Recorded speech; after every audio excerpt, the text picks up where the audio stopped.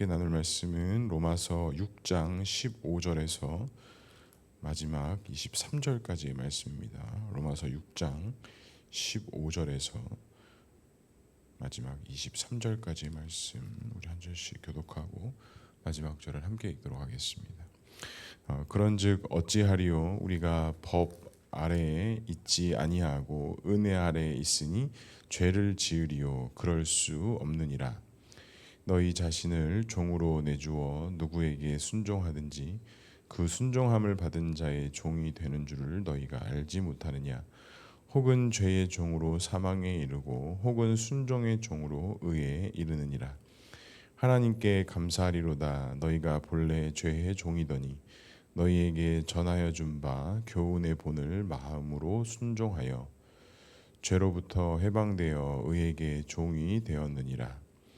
너희 육신이 약함으로 내가 사람의 예대로 말하노니 전에 너희가 너희의 지체를 부정과 불법에 내주어 불법에 이른 것 같이 이제는 너희 지체를 의에게 종으로 내주어 거룩함에 이르라. 너희가 죄의 종이 되었을 때에는 의에 대하여 자유로웠느니라. 너희가 그때 무슨 열매를 얻었느냐. 이제는 너희가 그 일을 부끄러워하나니 이는 그 마지막이 사망임이라. 그러나 이제는 너희가 죄로부터 해방되고 하나님께 종이 되어 거룩함에 이르는 열매를 맺었으니 그 마지막은 영생이라. 함께 읽겠습니다. 죄의 삭은 사망이요 하나님의 은사는 그리스도 예수 우리 주 안에 있는 영생이니라. 아멘. 오늘도 말씀과 기도의 자리에 나오신 성도님들을 사랑하고 축복합니다. 본문의 말씀을 통해서 주님의 귀한 음성 듣는 시간 되기를 소망합니다. 바울은 계속해서 모든 하나님 믿는 자들은 율법 아래에 있는 것이 아니라 은혜 아래에 있다라는 것을 계속적으로 강조하며 이야기하고 있습니다. 그렇다면 율법 아래에 있는 자들의 삶들과 은혜 아래에 있는 자들의 삶의 모습이 아마 분명히 다르다라는 것을 우리는 알 수 있습니다. 우리가 그렇지 않습니까? 이 세상을 살아가면서도 어느 누구에게 영향을 받고 어느 공동체에 어디에 있느냐에 따라서 그 사람의 어떤 가치관과 어떤 신앙의 삶들의 그런 형성 과정들이 달라진다라는 것을 우리가 잘 알고 있습니다. 그렇다면 은혜 아래에 있는 삶다, 은혜 안에 있는 성도들의 삶은 과연 어떠해야 될까요? 15절을 이렇게 말씀합니다. 그런즉 어찌하리요? 우리가 법 아래에 있지 아니하고 은혜 아래에 있으니 죄를 지으리요 그럴 수 없느니라. 자, 은혜 안에 있는 자들은 죄를 지을 수 없다, 그럴 수 없다라고 이야기합니다. 그러면 율법 아래에 있는 자들은 죄를 짓는다는 것이냐? 그렇게 우리가 반대로 생각해 볼 수 있는데, 은혜 아래에 있기 때문에, 율법 아래에 있기 때문에 우리가 죄를 짓고 안 짓고의 그런 의미적으로 사도 바울이 이야기하는 것이 아니라, 은혜 아래에 있다라는 것은 분명히 그 주체가 되고 중심이 되는 것이 예수 그리스도 또한 성령인 것을 바울은 분명히 이야기합니다. 그렇다면 우리 마음과 성도의 삶에 진리가 있고 복음이 있고 하나님의 말씀이 있고 성령의 내주하심이 있다라고 한다면 절대로 그 사람의 발걸음과 삶의 모습이 다른 것에 의해서 그 길이 걸어갈 수 없다라는 것을 이야기합니다.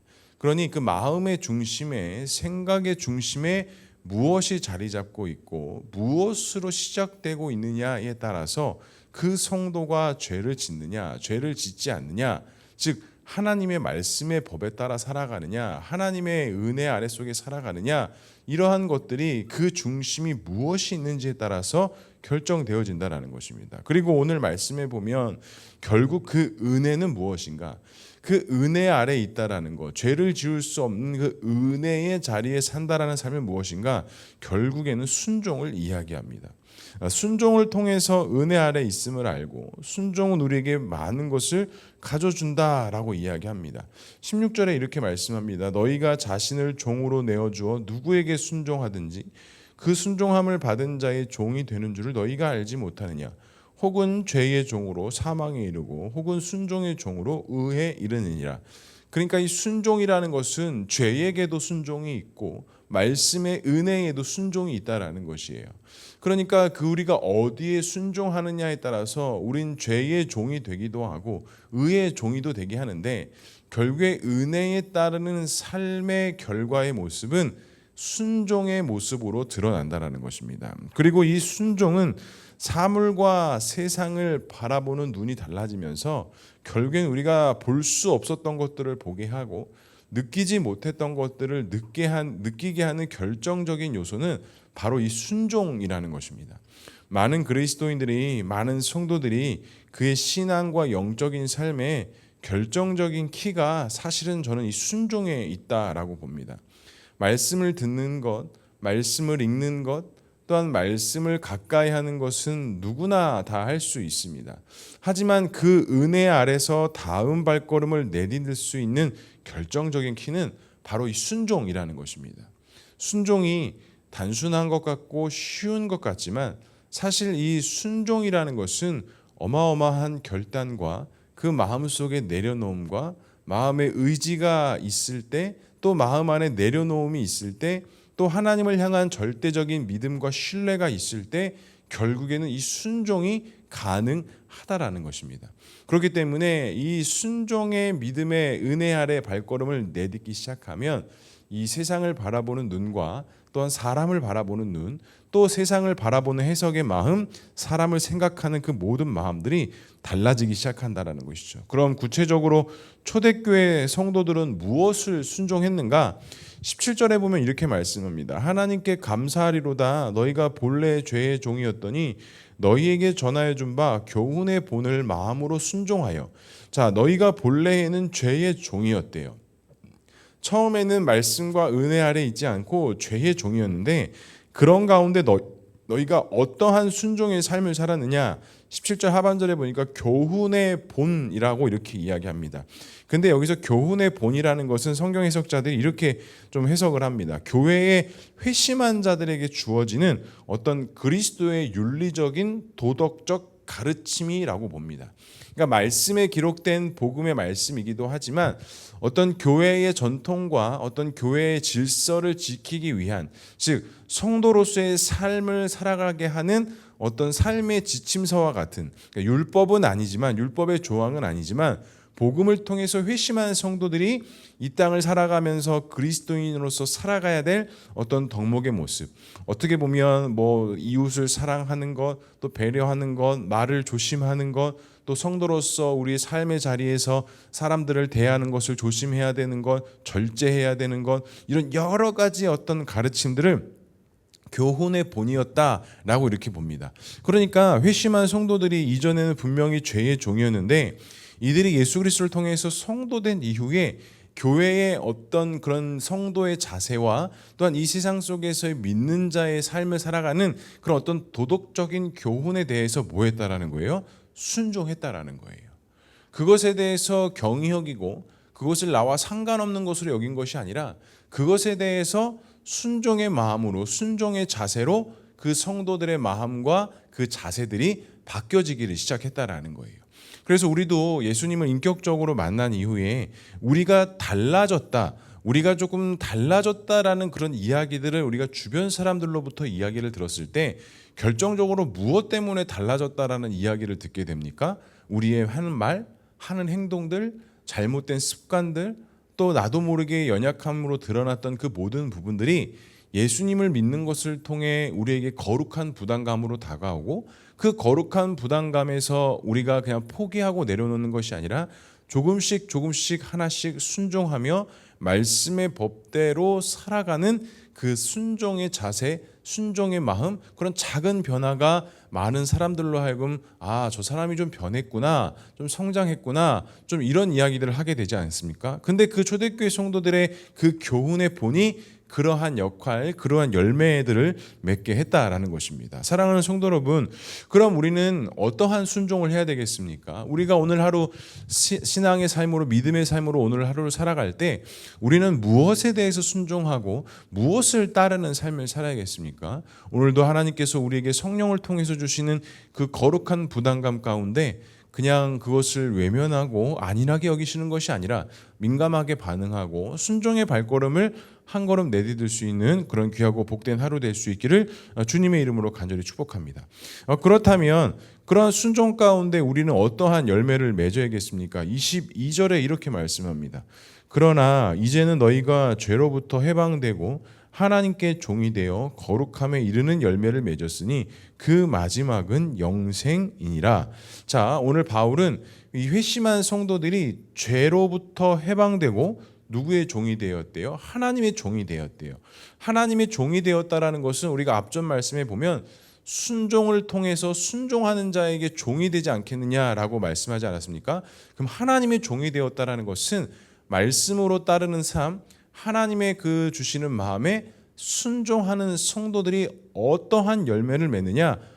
거룩함에 이르는 열매를 맺었다라고 이렇게 이야기합니다. 그러니까 결국 순종은 하나님이 주신 말씀과 마음에 대한 순종은 우리를 거룩함에 이르는 열매를 맺게 한다라는 거예요. 다른 열매를 맺는 것이 아니라 거룩함의 열매를 맺게 한다.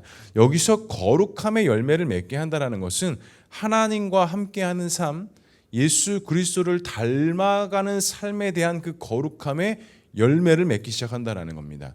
우리의 거룩함이 이 땅에서 완벽하고 완전할 수 없지만 우리가 그 이 땅에서 살아가는 가운데 있어서 아직 임하였지 않았지만 임하게 될 하나님 나라에 대한 믿음의 확신을 가지고 그 거룩함에 이르는 열매를 맺었다라는 것은 어느 한 특정한 신앙의 영역에서만 열매를 맺었다라는 게 아니라 천국을 소망하는 자로서 정말 폭넓은 그 삶의 열매를 맺었다라는 것이 거룩함의 열매를 맺었다라는 그런 사도 바울의 표현일 수 있습니다. 그리고 그 마지막은 무엇이라고 말씀합니까? 바로 영생, 영원한 생명, 즉 천국을 소망하고 확신하는 삶이라고 사도 바울은 이야기하고 있습니다. 그러니까 신앙과 성숙과 이 과정이라는 것이 그냥 예수 그리스도를 믿어 내가 이제는 이 땅에서 죽어도 하나님 나라 갔습니다. 그냥 이렇게 일직선으로 가는 것 같지만 우리의 성화의 과정이라는 것이 사실 그렇지가 않습니다. 한 계단 한 계단 한 계단 한 계단 한 계단 올라가면서 우리가 거룩함의 열매도 맺고 하나님이 누구이신지를 발견하게 되면서 그 마지막이 영원한 생명인 하나님 나라에 대한 확신과 소망을 갖게 되는 것이지, 내가 오늘 예수님을 그냥 영접했다고 해서 이런 성화의 과정 없이 그냥 뜬금없이 우리가 하나님 나라를 바라보고 소망하느냐? 우리가 행함이 아니라 은혜로서 구원받는다고 해서 이 성화의 과정이 무시되거나 이 성화의 과정이 없이 우리가 바로 영원한 생명, 영원한 과정 가운데 갈 수 있다는 것도 우리가 사실은 생각해 봐야 될 문제입니다. 반드시 은혜 아래 있다면, 은혜의 순종함에 있다면 그 가운데 열매 맺는 거룩함의 열매가 있고, 결국에는 그 성화되어지는 과정 속에 거룩함의 열매, 어느 한 특정한 부분이 아니라 폭넓은 우리 전체적인 삶에서 열매가 맺혀지는 은혜가 나타나기 시작한다라는 것입니다. 사랑하는 성도 여러분, 사도 바울은 분명히 이야기합니다. 이 영생의 열매를 통해서 우리는 주 안에 있는 영생이다라고 이야기합니다.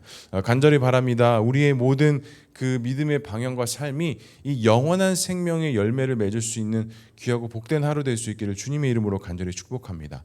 그리고 오늘 하루도 내가 순종할 수 있는 것이 무엇인지, 또 내가 순종해야 될 것이 무엇인지 오늘도 말씀을 가까이 하고 묵상하며 주님이 주시는 마음에 순종하고 결단하고 발걸음을 내디딜 수 있는 저와 우리 모두가 될 수 있기를 주님의 이름으로 간절히 축복합니다. 기도하겠습니다. 사랑과 은혜가 충만하신 하나님 아버지, 오늘도 우리 안에 주님의 귀한 은혜가 있게 하시니 주님 감사합니다. 오늘도 우리가 하나님 말씀 앞에 순종하며 또 성령의 인도하심 가운데 그 순종의 믿음의 발걸음을 내디뎌 나아가오니 주님 우리에게 말씀하여 주시고 주님 우리에게 보여주시고 주님의 뜻하신 바 모든 것들이 응답되어지는 귀한 은혜가 있을 수 있도록 주님 인도하여 주시옵소서. 우리 교회를 붙잡아 주시고 특별히 성도들 한 분 한 분 한 가정 한 가정 주님께서 책임져 주셔서 모든 것들 가운데 주님의 은혜가 있게 하시고 그 주님의 도우심과 역사하신 가운데 거하며 나갈 수 있도록 주님 인도하여 주시옵소서. 오늘 하루의 삶도 주님 앞에 모든 것 맡겨드리며 나아가오니 주님 함께 동행하시고 승리하는 삶이 될 수 있도록 주님 인도하여 주시옵소서. 하나님께서 함께 하실 것을 믿사오며 이 모든 말씀 예수 그리스도의 이름으로 기도합니다. 아멘.